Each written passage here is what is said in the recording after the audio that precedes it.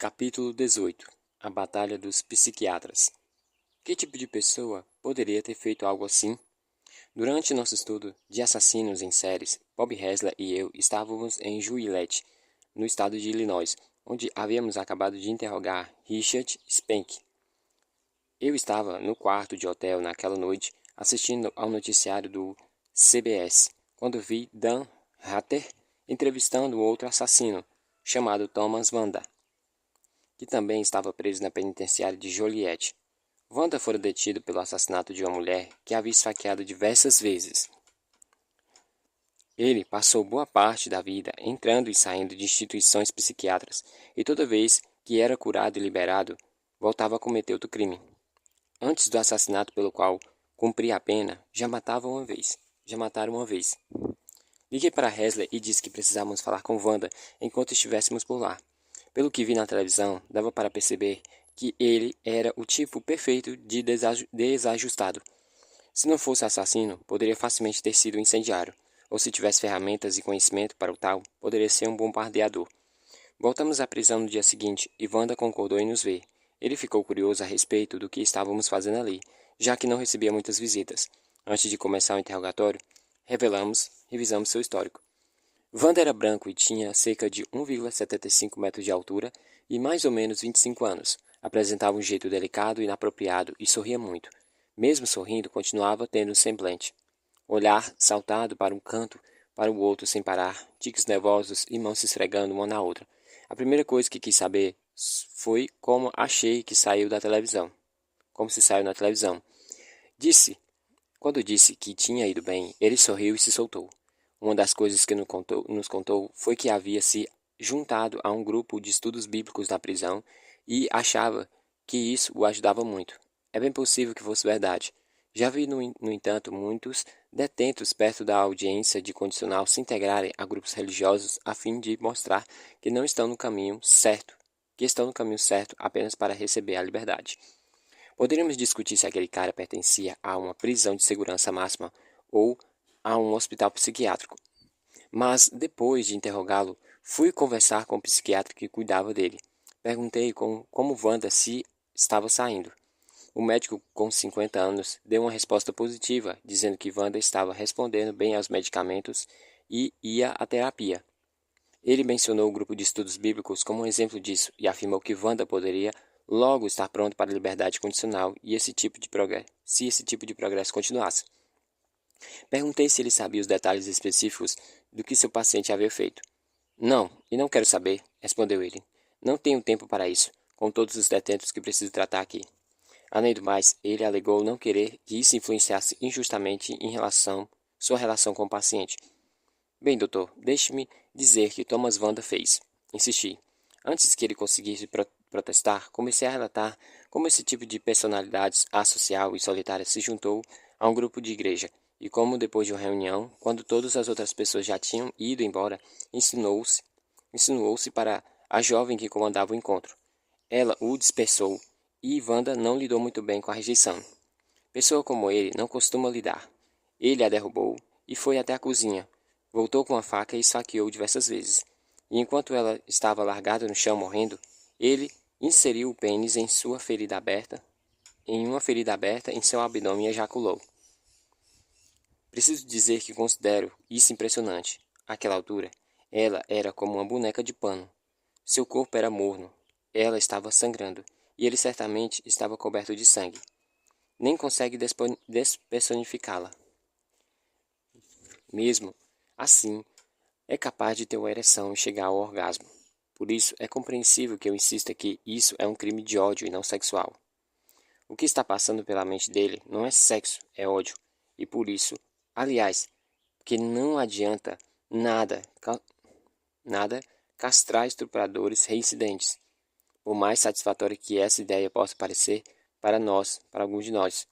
O problema é que isso não os deterá, nem fisicamente, nem emocionalmente. O estupro, sem dúvida, é um crime de ódio, e se você corta as bolas de alguém, terá apenas um homem com muito mais raiva. Terminei minha história sobre Wanda. Você é desprezível, Douglas, declarou o psiquiatra. Saia imediatamente da minha sala. Eu sou desprezível? Rebati. Você vai estar na posição de indicar se Thomas Wanda está respondendo à terapia e pode ser solto, mas não sabe com quem diabos está conversando enquanto lida com esses detentos. Como pode compreendê-los se não se deu o trabalho de estudar as fotos e os relatórios das cenas de crimes ou analisar os protocolos de autópsias? Você viu a maneira como os crimes foram cometidos? Você sabe como foi planejado? Compreende o comportamento que levou ao momento do delito? Sabe como ele deixou a cena do crime? Sabe se tentou se safar? Se tentou estabelecer um álibi? Como diabos pode saber se ele é perigoso ou não? Ele não deu uma resposta e acho que não o convenci naquele dia, mas tenho uma opinião forte sobre isso. É a base que fazemos na minha unidade. O dilema, como já disse muitas vezes, é uma boa parte da terapia psiquiátrica, é baseada em autorrelatos. Um paciente que visita um psicólogo sob circunstâncias normais tem um interesse real em revelar seus verdadeiros pensamentos e emoções, mas um detento que deseja ser solto o mais rápido possível está interessado em falar que o profissional quer ouvir. E quando o terapeuta aceita esse relato sem questionamentos e sem correlacioná-lo a outras informações sobre o sujeito, isso pode representar uma verdadeira falha no sistema. Para citar apenas dois exemplos, Ed Kemper e Monty Hissel estão fazendo terapia enquanto cometiam seus crimes, e os dois conseguiam passar despercebidos. Na verdade, os dois estavam mostrando progresso, segundo seus analistas. Para mim, o problema é que são contratados jovens psiquiatras, psicólogos e assistentes sociais que são idealistas e aprendem na faculdade que pode realmente fazer a diferença. Enquanto eles se deparam com esses sujeitos na prisão e querem acreditar que são capazes de mudá-los, muitas vezes não entendem que, ao tentar analisar esses detentos, estão lidando com indivíduos também que são especialistas em analisar pessoas. Em pouco tempo, o detento saberá se o doutor fez o seu dever de casa e, caso não tenha feito, conseguirá minimizar o crime e seu impacto sobre as vítimas. Poucos criminosos oferecerão, por livre e espontânea vontade, os detalhes mais perturbadores de seus feitos a alguém que já não saiba deles. É por isso que uma preparação completa era tão necessária em nossos interrogatórios profissionais. Como no caso do médico de Thomas Wanda, pessoas em profissões de auxílio muitas vezes não querem agir de maneira parcial por saberem detalhes sangrentos do que o criminoso fez. Mas, como sempre, falo para minhas turmas. Se você quiser compreender Picasso, precisa estudar sua arte. Se quiser compreender uma personalidade criminosa, precisa estudar o seu crime. A diferença é que profissionais na área psiquiátrica começam com a personalidade para não interferir o comportamento a partir dessa perspectiva. Meus colegas e eu começamos com o comportamento só para não interferir a personalidade. É claro que existem perspectivas variantes sobre a questão da personalidade criminosa. O Dr. Stanton Samuel Noe é um psicólogo que colaborou para com o falecido psiquiatra Samuel Yorkshire em um estudo pioneiro do Hospital St. Elizabeth, em Washington, sobre o comportamento criminoso. Depois de anos de pesquisa em primeira mão, que gradualmente minou a maioria de suas noções preconcebidas, Samuel concluiu em seu livro incisivo e esclarecedor Dentro da Mente Criminosa que criminosos pensam de uma maneira muito diferente de pessoas responsáveis. Ele acredita que o comportamento delinquente não é exatamente uma questão de doença mental, mas uma falha de caráter. O Dr. Park Dietis, que trabalhou conosco em muitas ocasiões, já declarou que nenhum dos assassinos em série já teve a oportunidade de estudar ou examinar era legalmente insano, mas nenhum era normal. Todos eram pessoas com distúrbios mentais. Mas, apesar de seus desajustes, que têm a ver com seus interesses sexuais e seu caráter, todos eles sabiam o que estavam fazendo, sabiam que seus atos eram errados, mas escolheram fazer mesmo assim. É importante lembrar que a insanidade é um termo jurídico, não médico ou psiquiátrico. Não significa que alguém está doente ou não. Tem a ver com o fato de a pessoa ser ou não responsável por suas ações. Agora, se você acreditar que alguém como Thomas Wanda é insano, tudo bem, acho que é possível argumentar a favor dessa opinião. Mas depois de examinar bem os dados, acredito que precisamos encarar de uma vez por todas o fato de que, independentemente de qual seja o problema da pessoa como Thomas Wanda, possivelmente não tem cura. Se aceitarmos isso, talvez eles não fossem soltos tão rápidos para darem continuidade ao que fazem sem parar. É bom destacar que é aquele que não tenha sido seu primeiro homicídio. Nos últimos tempos, tem se discutido muito o conceito de insanidade criminal, e esse assunto não é nada novo, dado pelo menos alguns séculos atrás da jurisprudência anglo-americana, até o manual escrito por William Lambert, Eri Nasha, ou Sobre o Ofício dos Juízes da Paz, do século XVI. A primeira alegação organizada de insanidade como defesa diante de acusações criminais é de Norman M. Knighten, de 1843, cujo nome alude a Daniel M. Knighten, às vezes escrito como M. Nauten ou Mac Nauten, que tentou assassinar o primeiro-ministro britânico, o Sir Robert Peel, mas acabou baleado o secretário pessoal dele. Perdão, é Peel. Peel, aliás, foi responsável por organizar a Força Policial de Londres. Até hoje, os policiais londrinos são chamados de Bobbies, em sua homenagem. Depois que M. Knighten foi absolvido, a indignação pública se tornou tão grande que o presidente do Supremo Tribunal foi convocado pela Câmara dos Lordes para explicar a linha de pensamento por trás de sua decisão. Os elementos básicos dessa linha de pensamento afirmam que o réu não é culpado de sua condição mental, o priva da capacidade de reconhecer a gravidade de suas ações ou compreender sua natureza ou qualidade. Em outras palavras, será que ele sabia a diferença entre o certo e o errado?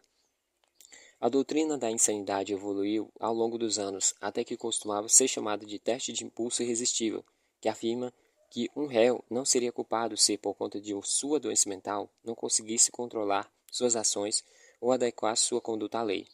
A doutrina foi revisada com rigor em 1954, quando o Tribunal de Recursos do juiz David Bezolon julgou o caso Durham v. Estados Unidos, que decidiu que o réu não é um criminoso responsável se o delito é um produto de uma doença ou um defeito mental, e se a motivação pudesse ser evitada, não fosse por essa doença ou defeito. Durham, que criou uma abrangência tão grande e não estava preocupada principalmente com a compreensão da diferença entre o certo e o errado, não foi uma decisão muito popular entre os policiais e vários juízes e procuradores. Em 1972, em outro caso do Tribunal de Recursos, Estados Unidos v. Browner,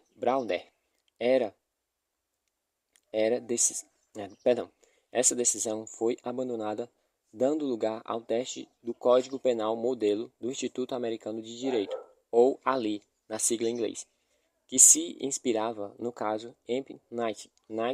Knighten e no impulso irresistível, ao afirmar que o defeito mental precisava fazer com que o réu carecesse da capacidade substancial de compreender a gravidade com a conduta ou de adequá-la às exigências da lei. De uma maneira ou de outra, o teste do Ali tem se tornado cada vez mais popular nos tribunais com o passar dos anos. Entretanto, junto com a discussão que muitas vezes se reduz à especulação a respeito do sexo dos anjos, acho que precisamos lidar com um conceito mais básico, e esse conceito é a periculosidade.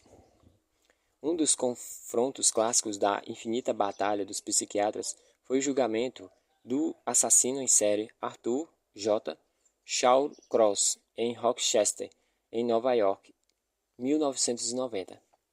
Shawcross tem sido acusado por assassinatos em séries de prostitutas e moradores de rua locais, cujos corpos foram encontrados em matas dentro e ao redor do desfiladeiro do rio Genessee. Os assassinatos vinham ocorrendo havia quase um ano. Os corpos mais recentes também tinham sido mutilados depois da morte. Após traçar um perfil detalhado, que mais tarde também se provocou preciso, Greg McCary estudou o comportamento em desenvolvimento do sujeito. Quando a polícia descobriu o corpo mutilado, Greg percebeu que o assassino estava voltando para o local da desova a fim de passar um tempo com suas presas. Então pediu que a polícia vasculhasse a floresta à procura do corpo de algumas mulheres que ainda não tinham sido descobertos.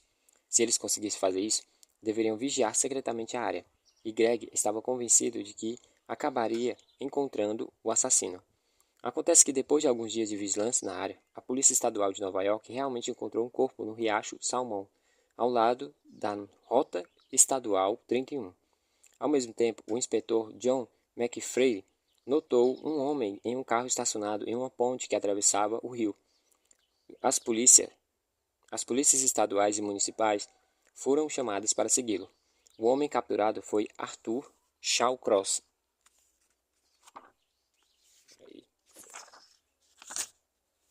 Sob o interrogatório de uma equipe liderada por Danny Blanch, da Polícia Estadual, e Leonard Borriello, do Departamento de Polícia de Rochester, Shawcross confessou ter cometido vários crimes. A questão principal no julgamento, com grande cobertura midiática, envolvendo 10 acusações de homicídio, era se ele estava ou não fora de si no momento dos assassinatos. A defesa trouxe a doutora Dorothy Lewis, uma renomada psiquiatra do Hospital Bellevue de Nova York, que havia realizado trabalhos importantes acerca de efeitos de violência sobre crianças. Lewis estava convencida de que a maioria, ou até mesmo todo comportamento criminoso violento, resultado de uma combinação de abusos e traumas na infância, e algum tipo de condição física ou orgânica, como epilepsia, uma ferida, ou algum tipo de lesão, cisto ou tumor. É claro, o caso de Charles Whitman, o estudante de engenharia de 25 anos que subiu em um campanário na Universidade do Texas, em Austin, em 1966, e ateou fogo nos transeuntes abaixo. Antes da polícia conseguisse secar a torre e matá-lo, 90 minutos depois, 16 homens e mulheres foram mortos e outros 30 feridos. Antes do acidente, Whitman havia manifestado ataques. Bicho, eu me perdi aqui. Pronto. Whitman havia manifestado ataques periódicos de cólera homicida. Quando os médicos realizaram autópsia em seu corpo, encontraram um tumor no lóbulo temporal no cérebro. Será que o tumor causou comportamento assassino em Whitman? Não temos como saber, mas Lewis queria provar para o júri que por causa de um pequeno cisto benigno no lóbulo temporal, que parecia na ressonância magnética de Shawcross, de uma forma de epilepsia caracterizada como crise parcial complexa de estresse pós-traumático do Vietnã, e do qual ele afirmava ter sido graves abusos físicos e mentais cometidos pela mãe durante sua infância, Arthur Shawcross não era responsável pelos seus episódios de violência extrema. Na verdade, ela testemunhou que ele estaria em um tipo de estado de fuga dissociativa quando matou uma das mulheres. Sua memória dos episódios seria deficiente ou inexistente. Um dos problemas dessa linha de raciocínio era que semanas ou meses depois dos assassinatos, Shawcross fora capaz de reproduzir os menores detalhes de seus crimes para Berriolo e Beatley. Em alguns casos, ele inclusive os guiou até os locais de desova do corpo que a polícia não tinha conseguido encontrar. Ele provavelmente pôde fazer isso porque havia fantasiado tanto a respeito de cada um deles que as lembranças continuavam frescas na cabeça. Ele tomou medidas para destruir algumas evidências, a fim de que a polícia não as encontrasse. Depois de sua prisão, também escreveu uma carta bem eloquente para a namorada. Ele também tinha uma esposa, afirmando estar torcendo para a defesa por alegação de insanidade, porque cumprir pena em um hospital psiquiátrico seria muito mais fácil do que na prisão. Sobre isso, Shawcross sabia do que estava falando. Seus problemas com a lei haviam começado em 1969, quando foi condenado por assalto e incêndio criminoso em Waltertown, no norte de Syracuse. Menos de um ano depois, ele foi preso novamente e admitiu ter estrangulado um menininho e uma menininha. A garota também fora molestada. Pelos 2 crimes, Shawcross foi condenado a 25 anos de prisão. Ele ganhou liberdade condicional 15 anos depois.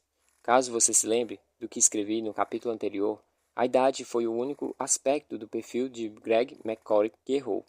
Os 15 anos que Shawcross passou na cadeia havia apenas detido seu padrão de comportamento. Agora, vamos analisar isso passo a passo. Em primeiro lugar, se você me perguntar, ou perguntar a praticamente qualquer um dos milhares de policiais, procuradores e agentes federais com os quais trabalhei, encontrará um consenso enorme de que uma pena de 25 anos por matar 2 crianças já é algo completamente absurdo. Em segundo lugar, ao soltar esse cara mais cedo, parece-me que você está assumindo uma das 2 premissas opostas. Primeira premissa 1. Apesar do péssimo histórico desse cara, apesar de sua família disfuncional, do suposto abuso, da falta de educação, do passado violento e de todo o resto, sua estadia na prisão foi uma experiência tão maravilhosa, edificante, reveladora e reabilitadora que Shawcross viu a luz, percebeu como havia errado e, por causa de todas as suas boas influências que recebera no local, resolveu virar a página e tornar-se um cidadão correto, cumpridor da lei daquele momento em diante. Está certo. Se você não aceita essa premissa, que tal a número 2? A vida na prisão foi tão horrível, tão desagradável e traumática, dia após dia, tão terrivelmente punitivo de todas as maneiras possíveis, que, apesar de seu péssimo histórico e do seu desejo contínuo de estuprar e matar crianças, ele nunca mais queria voltar para lá e decidiu que faria qualquer coisa para evitar que isso acontecesse. Concordo com essa hipótese, seja igualmente improvável. Mas, se você não aceita nenhuma das duas premissas, então como diabos solta alguém assim, sem considerar a possibilidade bastante forte de que ele voltará a matar? Claramente, alguns tipos de assassinos têm muito mais chance de reincidir do que outros. Mas, no caso de assassinos em séries violentos e com motivações sexuais, não tem como não concordar com o Dr. Park Jetis quando ele afirma que é difícil imaginar qualquer circunstância sobre o qual eles devam ser soltos novamente. O assassino em série Ed Kemper, que é muito mais inteligente e tem uma compreensão de si mesmo muito maior do que a maioria dos assassinos com quem conversei, reconhece tranquilamente que nunca deveria ser solto. A questão é apenas que existem histórias de terror demais no mundo.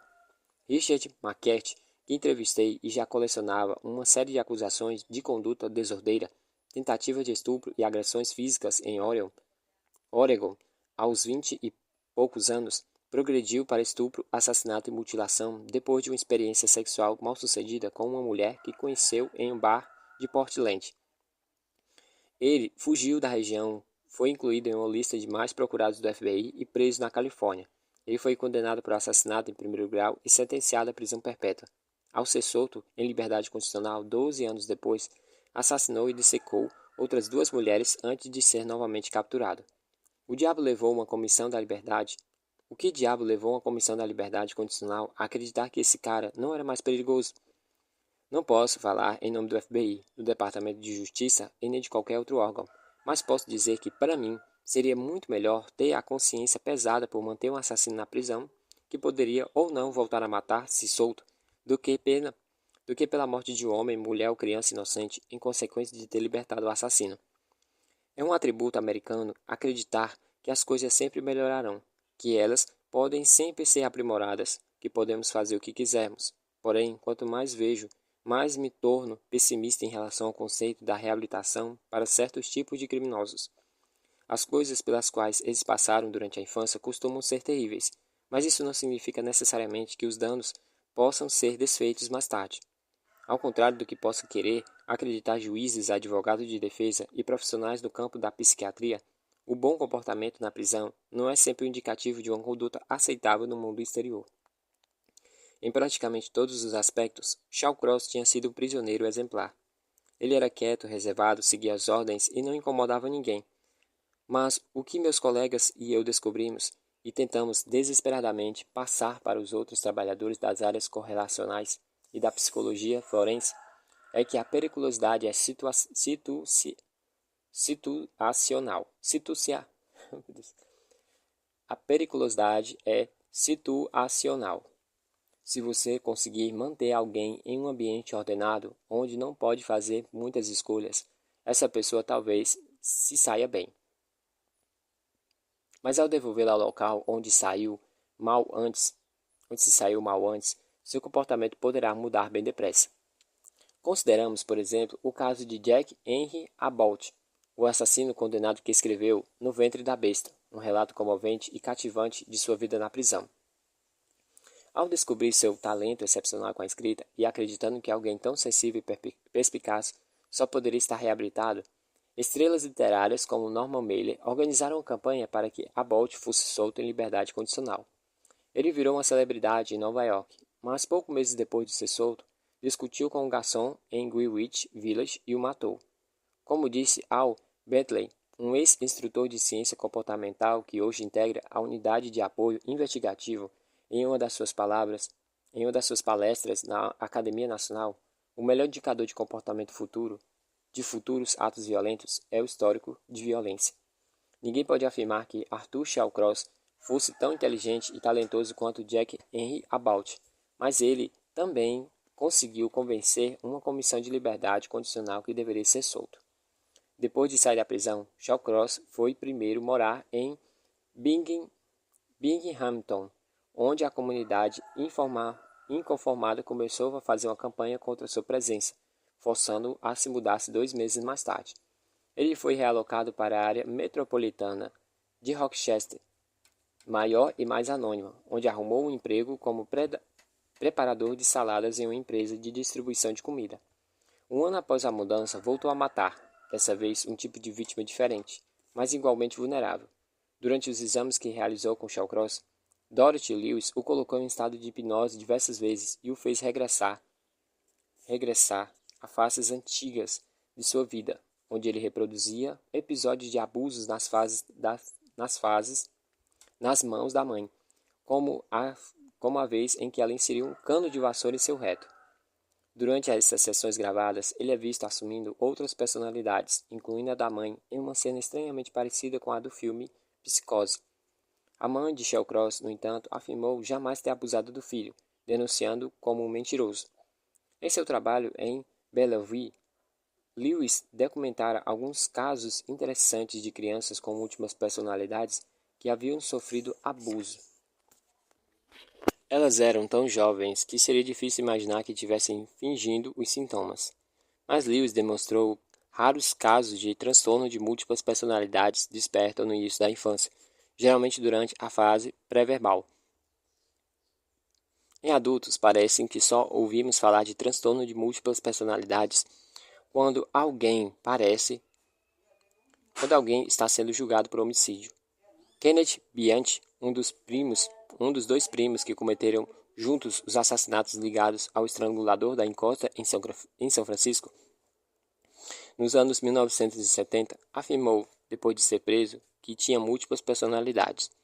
John Wayne Gacy também tentou a mesma estratégia. Costumo brincar que quando temos um criminoso com múltiplas personalidades, aceito soltar as personalidades inocentes, desde que possa prender a culpada. No julgamento de Shawcross, o procurador principal, Charles Siragusa, que realizou o trabalho magistral, convidou Park Dietis para apresentar o outro lado da questão. Dietis examinou Shawcross tão extensivamente quanto Lewis, e o réu apresentou muitos detalhes específicos a respeito dos assassinatos. Embora Dietis não tenha feito qualquer julgamento absoluto a respeito da veracidade das histórias do abuso, acreditava que soava pelo menos plausíveis. No entanto, não achava que Shawcross fosse delirante. Não encontrou nenhuma evidência indicando que sofresse apagões ou perda de memória. Não encontrou correlação alguma entre o seu comportamento e qualquer descoberta orgânica, neurológica, e concluiu que, independentemente de quaisquer problemas mentais e emocionais que pudessem ter, Arthur Shawcross compreendia a diferença entre o certo e errado, e era capaz de escolher entre matar ou não matar. E, em pelo menos 10 ocasiões ligadas àquele caso, provavelmente, mas ele havia escolhido matar.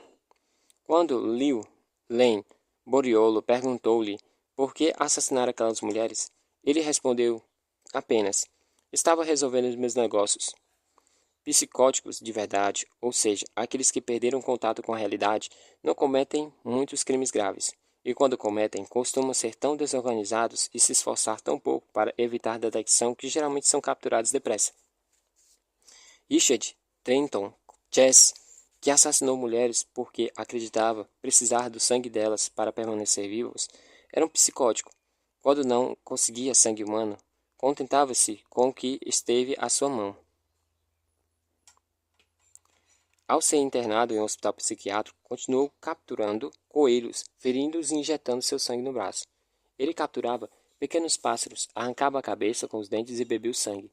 Ele era um psicótico de verdade, mas para conseguir evitar a detecção e matar 10 pessoas, um assassino precisa ser muito bom no que faz. Não cometer o erro de confundir um psicopata com um psicótico. Durante seu julgamento, Shawcross manteve-se sempre impassível e imóvel, quase catatônico diante do júri. Parecia estar em transe, sem conseguir compreender o que acontecia ao redor. No entanto, policiais e guardas que o vigiavam e o acompanhavam disseram que, assim que ficava longe dos olhos e dos ouvidos do júri, ele relaxava e começava a falar e, às vezes, até fazia piadas. Ele sabia que havia muito em jogo, caso não conseguisse vender a alegação de sanidade para o júri. Um dos criminosos mais espertos, engenhosos preciso admitir, charmosos que já estudei e entrevistei, foi Gary Trapnell. Ele passou boa parte da vida adulta entrando e saindo da prisão, e certa vez conseguiu até convencer uma jovem a arrumar um helicóptero e pousá-lo bem no meio do pátio do presídio para resgatá-lo.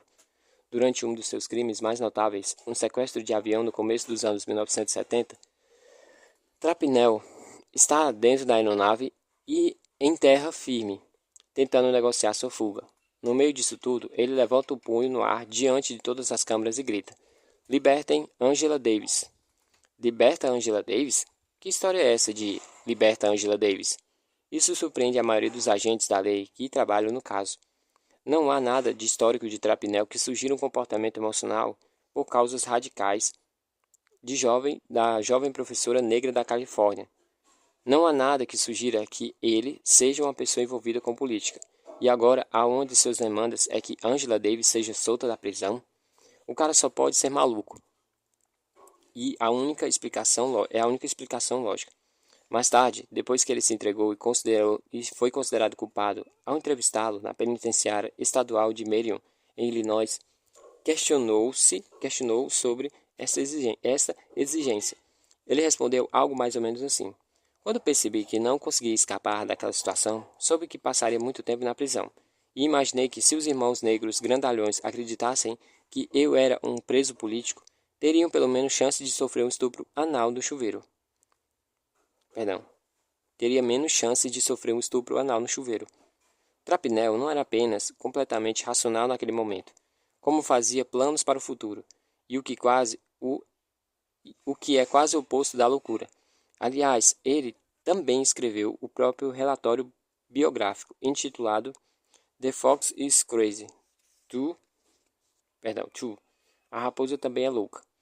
Essa pequena informação também nos ofereceu um insight enorme em relação às negociações.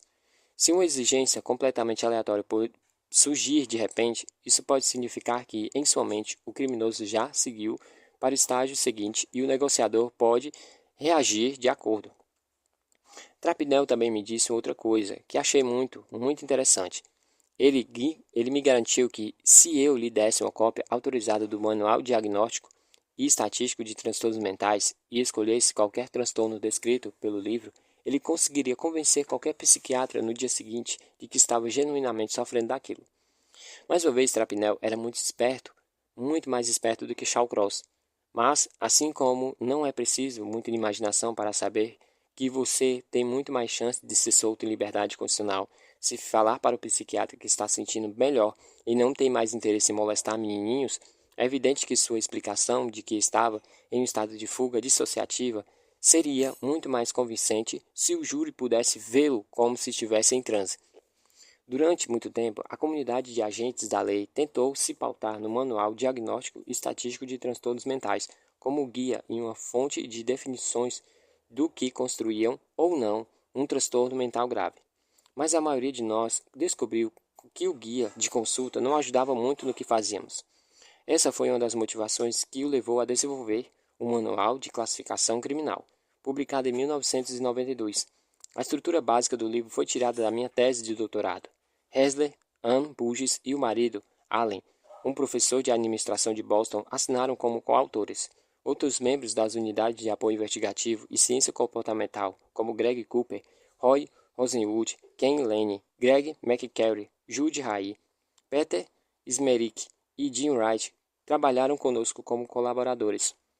Com o MCC, nós nos propusemos a organizar e classificar crimes graves a partir de suas características comportamentais e explicá-los de maneira como uma abordagem puramente psicológica, como a do Manual de Diagnósticos e Estatísticos de Transtornos Mentais nunca conseguiu fazer. Você não encontrará, por exemplo, o tipo de cenário homicida do qual O. J. Simpson foi acusado no Manual de Diagnóstico. e estatístico de transtornos mentais. Mas, no entanto, ele estará no MCC. O que tentaremos fazer foi separar o joio do trigo em termos de evidência comportamental e ajudar investigadores e a comunidade jurídica a se concentrar nas considerações que podem ser relevantes, ignorando as que não são. É claro que os réus e os advogados tentarão alegar qualquer coisa para evitar assumir a culpa de suas ações. Entre as listas de fatores da equipe, Shawcross sugeriu ter contribuído para a insanidade estava o estresse pós-traumático causado pela Guerra do Vietnã. No entanto, pesquisas indicavam que Shawcross não havia participado de combate algum. Mas esse não era uma estratégia nova. Já fora usada muitas vezes. Duane Semple, que estripou 2 mulheres em Silverton, Oregon, na noite de 9 de dezembro de 1975, alegou em sua defesa que tinha transtorno de estresse pós-traumático. Apenas uma das mulheres morreu, mas via as fotos da cena dos crimes. A vítima parece ter sido submetida a autópsias. Robert Hessler descobriu que Simples também não havia realmente estado em combate durante a guerra, apesar do que alegava. No entanto, um dia antes do ataque, Simples escreveu uma carta à mão descrevendo sua antiga fantasia de estripar uma linda mulher nua. Em 1981, Hessler viajou para Oregon a fim de ajudar procuradores a explicar ao governador por que ele não conseguia seguir adiante com sua intenção de soltar Simples em liberdade constitucional. O argumento funcionou, mas ele foi solto, mesmo assim, 10 anos depois. Será que sempre sofreu de insanidade mental? Será que temporariamente estava insano quando abriu aquelas 2 mulheres? A tendência natural seria afirmar que qualquer um capaz de fazer algo tão terrível e perverso só poderia estar muito doente. E eu não discordaria disso. Mas será que ele sabia que estava fazendo algo errado? E será que escolheu mesmo assim fazer? Por mim, essas são perguntas muito importantes. O julgamento de Shawcross no Tribunal Municipal de Rochester durou mais de 5 semanas, durante as quais o procurador Siragusa demonstrou um conhecimento mais profundo e completo de psiquiatria florense do que já vi praticamente qualquer médico ter. Durante o julgamento, transmitido na íntegra pela televisão, ele se tornou um herói local. Quando o júri, enfim, recebeu o caso, depois dos argumentos finais, eles demoraram menos de um dia para chegar ao veredito do culpado por assassinato em 2º grau em todas as acusações. Esse juiz se certificou que Shawcross nunca tivesse a oportunidade de repetir suas ações, sentenciando a uma pena de 250 anos à prisão perpétua na penitenciária estadual. Isso nos traz outro aspecto da alegação de insanidade enquanto defesa, do qual muitas pessoas não se dão conta. Os júris costumam não gostar desse tipo de defesa, mas em geral não acreditam nela. Para mim, a descrença tem 2 motivos. Em primeiro lugar, acreditar que múltiplos assassinos se sentem tão compelidos a cometer os crimes a ponto de não ter escolha nesse sentido é algo que desafia os limites da credibilidade. É bom lembrar que, por minha experiência, nenhum assassino em série jamais se sentiu tão compelido a matar que o fez na presença de um policial uniformizado. O segundo motivo que faz com que júris não acreditem na alegação de insanidade é ainda mais básico. Depois de todos os argumentos jurídicos, psiquiátricos e acadêmicos serem exauridos e quando a coisa finalmente se reduz à deliberação sobre o destino de um réu, membros do júri se dão conta, instintivamente, de que essas pessoas são perigosas. Independentemente do que qualquer homem ou mulher decente de Milwaukee possa ter sentido a respeito da sanidade e insanidade de Jeffrey Dahmer, não acredito que estivessem dispostos a entregar o futuro dele e da comunidade onde viviam para uma instituição psiquiátrica que não sabiam se seria segura ou teriam um bom julgamento de mantê-lo preso. Se o colocassem na prisão, seu grau de periculosidade provavelmente seria mais controlado. Não estou tentando sugerir que a maioria dos psiquiatras e profissionais do campo de saúde mental sejam ansiosos para libertar estejam ansiosos para libertar criminosos perigosos da prisão e devolvê-los a situações em que possam causar danos maiores. O que estou argumentando é que, na maioria dos casos, segundo minha experiência, essas pessoas não veem o bastante do nosso trabalho para conseguir fazer julgamentos bem fundamentados. Mesmo quando a experiência floresce, esse campo costuma ser limitado a uma área específica e é nela que vão se pautar. Um dos primeiros casos como analista de perfis envolveu o assassinato de uma idosa, Hannah Berliner, em sua casa no Oregon. A polícia local consultaram um psicólogo clínico para saber que tipo de suspeito deveria procurar. Entre as feridas encontradas na vítima, havia 3 perfurações profundas no peito causadas por um lápis. O psicólogo havia realizado entrevistas com cerca de 50 homens acusados e condenados por homicídio. A maioria desses exames foram feitos na prisão. Com base no seu estudo, ele previu que o criminoso seria alguém que tivesse passado muito tempo preso e provavelmente seria um traficante de drogas, porque só numa cadeia um lápis poderia ser considerado uma arma letal. Ele acreditava que a pessoa do lado de fora nunca pensaria em usar um objeto tão comum para atacar alguém. Quando a polícia entrou em contato comigo, deu opinião contrária.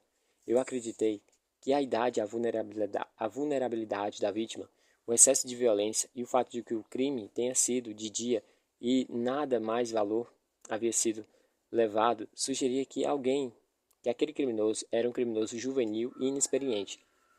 Eu não achava que ele analisaria com cuidado o lápis como arma. O objeto apenas estava lá e ele usou.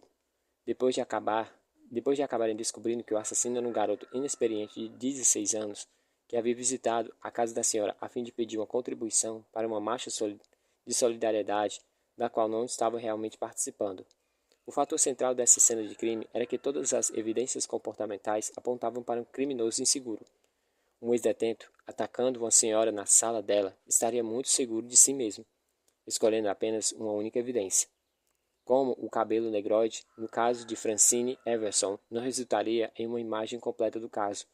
Na realidade, no assassinato de Anna Berliner, isso poderia ter levado os investigadores à direção contrária da verdade.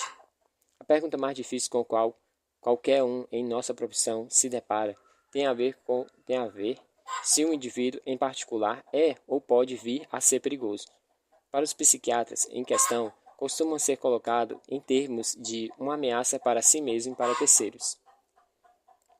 Por volta de 1986, o FBI foi contatado por causa de um rolo de negativos enviados para ser revelados em um laboratório fotográfico do Colorado. As fotos mostravam um homem com cerca de 30 anos vestindo uma camuflagem e pousando na frente do porta-malas de uma caminhonete de tração nas 4 rodas, com um rifle e uma Barbie, que havia sujeitado a vários tipos de mutilação. Pronto, a galinha calou a boca. Deixa eu ver aqui. Ele não tinha violado lei alguma ao fazer isso, e afirmei que o cara não tinha antecedentes criminais, mas também disse que, em sua idade, aquela fantasia simularia com a boneca não satisfaria por muito tempo. Evoluiria. Só pelas fotos não dava para saber como o ato era importante em sua vida, mas se ele se dera ao trabalho de fazer aquilo, deveria ter alguma importância. Disse que aquele cara deveria ser observado e interrogado, porque se tratava de um caso de alta periculosidade esperando para acontecer. Acredito que a maioria dos psiquiatras não apresentariam a mesma perspectiva.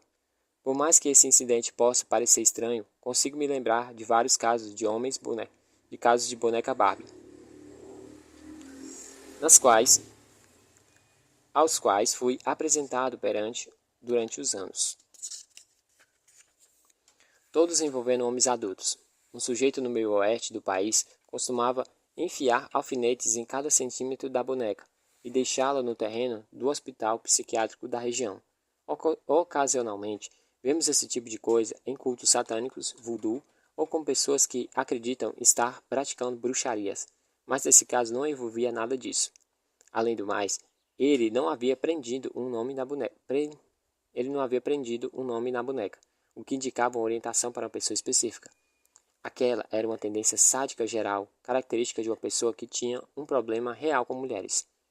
O que mais poderia dizer sobre esse indivíduo? Poderíamos dizer que ele provavelmente teria experiências em torturar animais e talvez até fizesse isso com regularidade. Ele apresentaria dificuldade em relacionar-se com as pessoas da mesma idade, fosse homem ou mulheres. Durante a infância, teria praticado bullying ou agido de maneira sádica com crianças menores e mais novas. E talvez já houvesse alcançado ou logo alcançaria o estágio em que simular suas fantasias com a boneca não seria suficiente. Você poderia argumentar se ele era doente ou não, mas independentemente disso, não posso afirmar que me preocuparia muito com a periculosidade. Mas quando esse comportamento perigoso teria mais chance de acontecer? Esse cara era um fracassado desajustado. Em sua mente, todos estariam tentando prejudicá-lo e ninguém reconheceria seus talentos. Se os estressores em sua mente se tornassem insuportáveis, seria aí que ele daria mais um passo em direção à fantasia. E, no caso do mutilador de bonecas, isso não significava procurar alguém da sua idade, mas uma pessoa mais nova, mais fraca, mais débil. Ele era um covarde. Não iria atrás de alguém do mesmo nível. Isso não queria dizer que iria necessariamente atrás de crianças. A Barbie é retratada como uma mulher madura e desenvolvida, e não uma menininha impubere. Não importava o quão decente, doente esse cara fosse. O que ele desejava era contato com uma mulher adulta. Se tivesse mutilado e abusado de uma boneca bebê, teríamos outros problemas. No entanto, um cara que estivesse enchendo uma boneca de alfinetes e deixando em hospital seria bastante disfuncional e não teria uma carteira de motorista e se destacaria no meio da multidão por sua estranheza. O cara da camuflagem seria muito mais perigoso. Ele seria empregado, porque teria dinheiro para comprar um rifle, uma caminhonete e uma câmera. Ele conseguiu conviver e funcionar normalmente na sociedade. No entanto, em que algo estalasse na sua cabeça, alguém estaria em apuros. Será que eu confiaria na maioria dos psiquiatras ou em profissionais na área de saúde para fazer essa distinção? A resposta é não. Eles simplesmente não têm experiência ou orientação para isso. Não verificam as suas descobertas. Uma das peças-chave do nosso estudo foi a ideia de checar o que as pessoas nos diziam no meio do estudo de evidências tangíveis, senão estávamos apenas nos pautando em autorrelatos que, na melhor das hipóteses, são incompletos e, na pior, cientificamente insignificantes. A avaliação de periculosidade tem muitas utilidades e aplicações. Na sexta-feira do dia 16 de abril de 1982, agentes do Serviço Secreto dos Estados Unidos se reuniram comigo para analisar uma série de cartas escritas pelo mesmo indivíduo desde fevereiro de 1979, ameaçando a vida do presidente. O alvo de primeira era Jimmy Carter e de todas as outras, Ronald Reagan, e de diversas figuras públicas e políticas. A primeira correspondência tinha sido enviada para o serviço secreto em Nova York pelo solitário e deprimido. Era uma carta de 2 páginas, escrita à mão em uma folha de caderno, que ameaçava balear e matar o presidente Carter ou outra pessoa que tem poder. Em junho de 1981 e fevereiro de 1982, outras 8 cartas foram enviadas. 3 para o serviço secreto em Nova York, uma para o FBI em Nova York, uma para o FBI em Washington, uma para o jornal Philadelphia Daily News e 2 diretamente para a Casa Branca, todas sido escritas pela mesma mão do solitário e deprimido, que estavam assinadas como C.A.T. Cat. Foram postadas de Nova York, Filadélfia e Washington. Bilhetes expressavam a intenção de Cat de assassinar o presidente Reagan, citado ou como o mal de Deus ou o diabo. Outros políticos que apoiavam o presidente Reagan também foram ameaçados.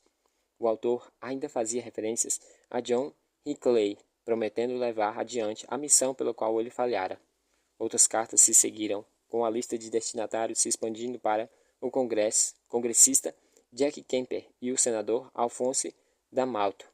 Uma das maiores preocupações do serviço secreto eram as fotos que acompanhavam as correspondências do senador Damaro e do congressista de Nova York, Raymond McGrant, tiradas de muito perto. Elas mostravam que Kat era capaz de se aproximar o suficiente para levar a cabo suas ameaças. No fim, no dia 14 de junho de 1982, a 14ª carta foi enviada para o editor do New York Post, dizendo que todos saberiam que ele era depois que matasse o presidente, a quem se referia como o diabo. Afirmava que ninguém prestava atenção ao que ele falava e que todos riam dele, o que não me surpreendeu. Mas, em seu próprio texto, também deu permissão para o jornal conversar com ele depois que completasse sua missão histórica. Essa é a abertura pela qual esperávamos. Kat estava disposto e provavelmente ansioso a estabelecer um diálogo com o editor do jornal, e nós lhe oferecemos isso. Pela linguagem e pela escolha do vocabulário, considerando as pessoas para quem as cartas eram enviadas, eu tinha quase certeza de que o suspeito era nova-iorquino. Tracei o perfil de um homem branco solteiro entre 25 e 30 anos, nativo de Nova York e vivendo nos limites da cidade, provavelmente sozinho. Sua inteligência seria mediana, e ele teria um diploma escolar e talvez alguns cursos mais avançados de ciência política e literatura. E provavelmente seria o filho mais novo ou o único de uma família. Suspeitava que no passado ele teria abusado de drogas e álcool, mas que agora só usava de vez em quando. Ele se consideraria um fracassado, nunca tendo realizado os sonhos de seus pais ou de outras pessoas que imaginavam para ele. E tinha uma lista enorme de tarefas e objetivos alcançados. Dos 20 aos 20 e poucos anos, possivelmente teria se sentido sobrecarregado pelo estresse incontrolável causado pelo serviço militar, por um divórcio ou doença ou morte de um parente. Havia muitas especulações a respeito do que significava ou simbolizava o nome Kat. Falei para o serviço secreto não gastar tempo com isso, já que poderia inclusive não significar coisa alguma. Muitas vezes há uma tendência em se concretizar muito em todos os detalhes, mas a realidade suspeito talvez tivesse apenas gostado da maneira como aquele nome soava, ou como apreciava no papel. A questão principal era para o serviço secreto, como sempre, era descobrir se o cara realmente era perigoso, assim que muitas das pessoas que enviaram ameaças ou discursos pelo correio nunca de fato os levaram a cabo. Mas eu disse para eles que personalidades como essa sempre estão à procura de alguma coisa. Costumam se voltar para grupos políticos ou cultos, mas não o encontram o que buscam. Outras pessoas que as consideram estranhas e não as levaram a sério. E assim, o problema se agrava com o passar do tempo. Elas se concentram em uma missão que possa dar algum significado em suas vidas. E essa é a primeira vez que o sujeito se sente no controle de algo e gosta da sensação, o que o levará a assumir os riscos maiores e mais frequentes. E a pessoa que assume riscos são perigosas. Eu imaginava que ele teria alguma familiaridade com armas, preferia um ataque a queima-roupa, mesmo que significasse não conseguir escapar depois. Como talvez se tratasse de uma missão suicida, ele estaria mantendo um diário para a posteridade, através do qual o mundo conheceria sua história. Ao contrário de sua personalidade como a do envenenador de Tylenol, Kat não queria ficar no anonimato. Quando seu medo da vida superasse o medo da morte, ele cometeria seu ato de violência. Parecia muito calmo logo antes de agir.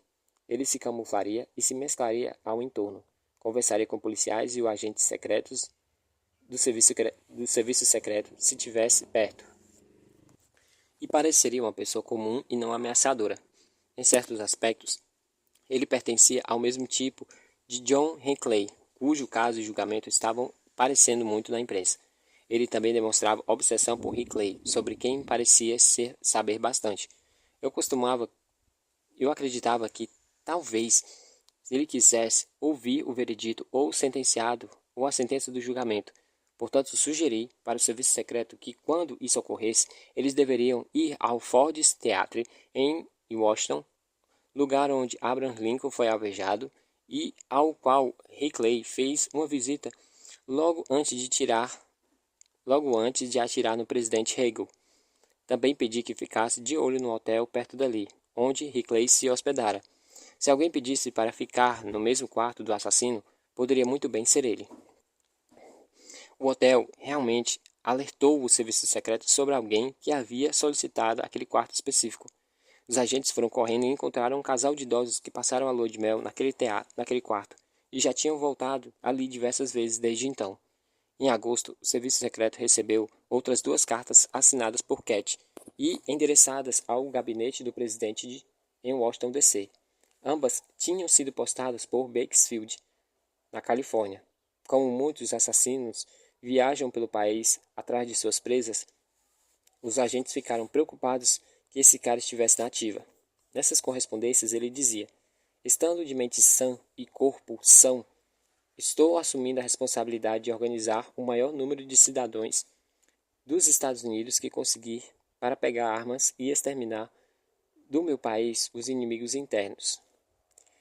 Em um discurso longo e paranoico, ele falava de tortura e inferno, pelos quais havia passado e reconhecia a possibilidade de que talvez fosse morto em sua tentativa de fazer justiça à escória do topo. Analisei cuidadosamente essas cartas e concluí que estávamos lidando com um imitador. Em primeiro lugar, elas tinham sido escritas em letra cursiva e não uma letra de forma usada nas cartas anteriores. Elas se referiam ao presidente Hegel como Ron e não como o diabo ou velho. Eu achava que as mensagens tinham provavelmente sido escritas por uma mulher, e por mais que os sentimentos e as ameaças expressos fossem desagradáveis, eu não acreditava que o indivíduo que as enviara seria um perigo. No entanto, o verdadeiro Cat era um caso diferente. Eu achava que uma enrolação tática seria a melhor forma de abordar a situação envolvendo o criminoso em um diálogo até que conseguíssemos localizá-lo. Escalamos um agente do serviço secreto como editor do jornal e o informamos a respeito de como agir e o que falar. Enfatizei que ele deveria tentar fazer com que Cat se abrisse com ele, a fim de que sua história completa fosse publicada. Quando determinado nível de confiança fosse estabelecido, o editor deveria sugerir um encontro em algum lugar afastado, porque o editor estaria mais preocupado do que Cat em manter aquilo em segredo. Publicamos um anúncio cuidadosamente construído nos classificados do New York Post, ao qual Cat respondeu. Ele começou a manter conversas regulares com o nosso agente. Imaginei que ligaria de um grande local público, como as estações Grand Central ou Pensilvânia, ou talvez de uma biblioteca ou de um museu. Por volta dessa época, o FBI solicitou uma ultraavaliação do Dr. Murray Miron, o respeitado especialista em psicolinguagem da Universidade de Syracuse. Murray e eu havíamos colaborado em pesquisas e artigos sobre avaliações de ameaças e eu o considerava um dos melhores profissionais da área. Depois de conversas por telefone começassem, Murray escreveu uma análise para o FBI afirmando que não considerava mais Cat perigoso, mas apenas uma fraude à procura de visibilidade, que estava se divertindo ao manipular todas aquelas pessoas importantes. Murray certamente acreditava que ele precisava ser capturado, mas ao contrário de mim, não o considerava uma ameaça. Aos poucos fomos conseguindo mantê-lo no telefone por tempo bastante para rastreá-lo. No dia 21 de outubro de 1982, uma equipe mista de agentes do Serviço Secreto e do FBI o prendeu em um orelhão na estação da Pensilvânia, enquanto ele conversava com o editor. Seu nome era Alphonse Amodio Jr. Ele era um homem branco de 27 anos, nascido em Nova York e portador de um diploma do ensino médio. Os agentes do FBI e do Serviço Secreto visitaram seu apartamento pequeno e infestado de baratas no Floral Park. Sua família parecia muito disfuncional, e quando a senhora Amondio foi interrogada, a descrição que fez do filho se encaixava no perfil que havíamos desenvolvido. Ele odeia o mundo e sente que o mundo o odeia, disse ela aos agentes.